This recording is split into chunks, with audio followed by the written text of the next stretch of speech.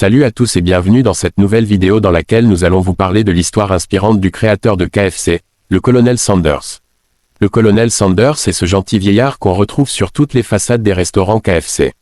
Connaissez-vous son histoire? C'est un exemple de détermination et de pugnacité pour beaucoup d'entrepreneurs. Histoire du colonel Sanders. Harlan David Sanders est né à la fin du 19e siècle dans une famille très modeste des États-Unis. Dès l'âge de 10 ans, il commença à travailler. Sa vie fut ensuite parsemée d'échecs successifs.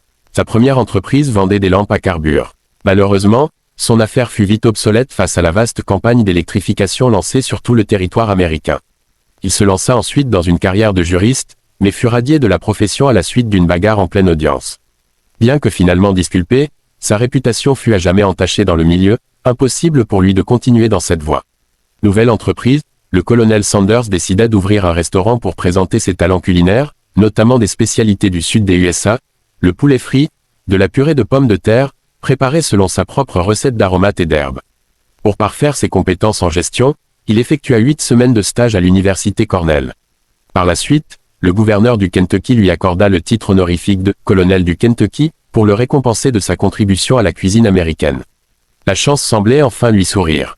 Sauf que cette fois, Sanders perdit la majorité de ses clients à cause de la construction d'une autoroute.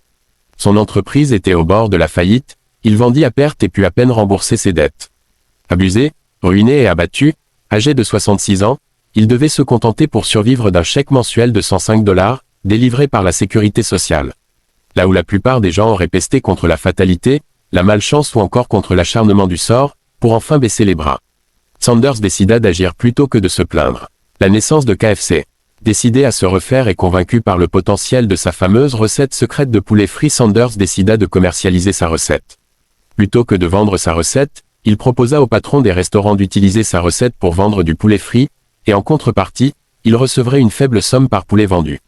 Cette aventure ne fut pas des plus faciles, sa persévérance fut mise à rude épreuve. Il sillonna l'Amérique pendant 2 ans dans sa vieille voiture, dormant sur le siège arrière. Malgré les refus, il s'évertua à être toujours très matinal et plein d'enthousiasme pour partager son idée avec de nouveaux restaurateurs. Bilan, en 2 ans, il essuya plus de 1009 refus avant d'entendre le premier oui. Vous avez bien lu, 1009 refus de la part des restaurateurs. À votre avis, combien de personnes auraient continué à persévérer après 50 refus?